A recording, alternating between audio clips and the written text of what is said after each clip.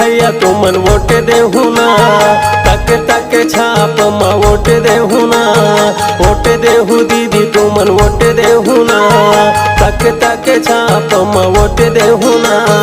दीदी सुना भैया मने हा ये मुहर लगाई दे हो ना, सुना काकी सुना काका मने हा ये भैया ला जिताई दे हो ना।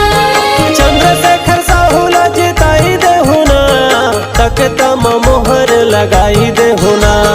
चंद्रशेखर साहू ला जिताई देहु ना, तक तम मोहर लगाई देहु ना। वोट देहु दीदी तुमन वोट देहु ना, तक तक छाप मा वोट देहु ना। वोट देहु भैया तुमन वोट देहु ना, तक तक छाप मा वोट देहु ना।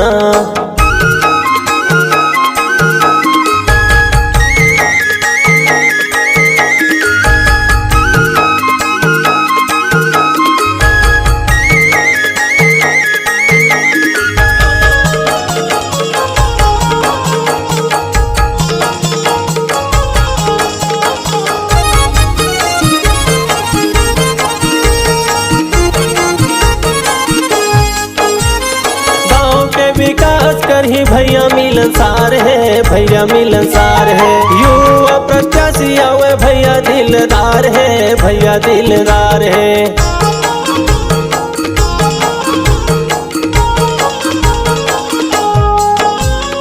गाँव के विकास करही भैया मिलनसार है, भैया मिलनसार है। युवा प्रत्याशी आवे भैया दिलदार है, भैया दिलदार है। भैया दिलदार है, भैया दिलदार है, भैया दिलदार है, भैया दिलदार है। 3 तारीख के करहूँ मतदान, ए भैया मोरे तक्का मा मोहर लगाना है, ए दीदी मोरे तक्का मा मोहर लगाना है। 3 तारीख के करहूँ मतदान, ये दीदी मोरे तक्का मा मोहर लगाना है, ये काका मोरे तक्का मा मोहर लगाना है।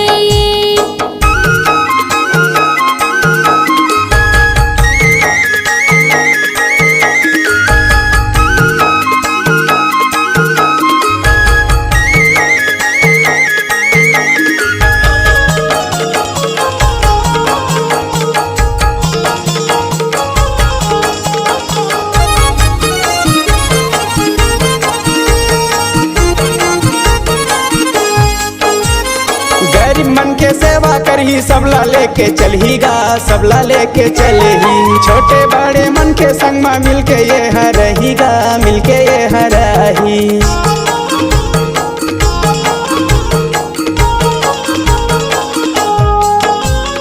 गरीब मन के सेवा करही सबला लेके चलहीगा, सबला लेके चलही। छोटे बड़े मन के संग में मिलके ये हरहीगा, मिलके ये हरही। मिलके यहाँ चलही भैया, मिलके यहाँ चलही, मिलके यहाँ चलही दीदी, मिलके यहाँ चलही। तुमन धन भूला दीदी मोर, ए तक तमा मोहर लगाई दे हो ना, ए भैया मोरे तक्का मा मोहर लगाई दे हो ना। तुमन घरे भूला हो दीदी मोर, ये तक तमा मुहर लगाई दे हो ना, ये दीदी मोरे भैया ला जिताई दे हो ना। वोट देहु भैया तुमन वोट देहु ना, तक तक छाप मा वोट देहु ना। वोट देहु भैया तुमन वोट देहु ना, वोट देहु दीदी तुमन वोट देहु ना।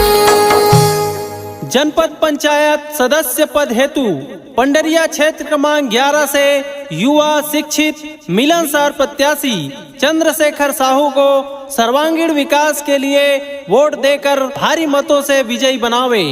जम्मू मतदाता मोहतरा खुर्द के, सिरमा डबरी के, ग्राम रमतला के, किशुनगढ़ के, पेंड्री खुर्द के और पुसेरा तथा बांधा के जम्मू मोरका की कका भाई बहनी सबसे आग्रह है 3 फरवरी 2020 दिन सोमवार के मतदान केंद्र में जाके भाई चंद्रशेखर साहूला तख्ता छाप में यानी कि ब्लैक बोर्ड देके भारी मत से विजयी बनाओ।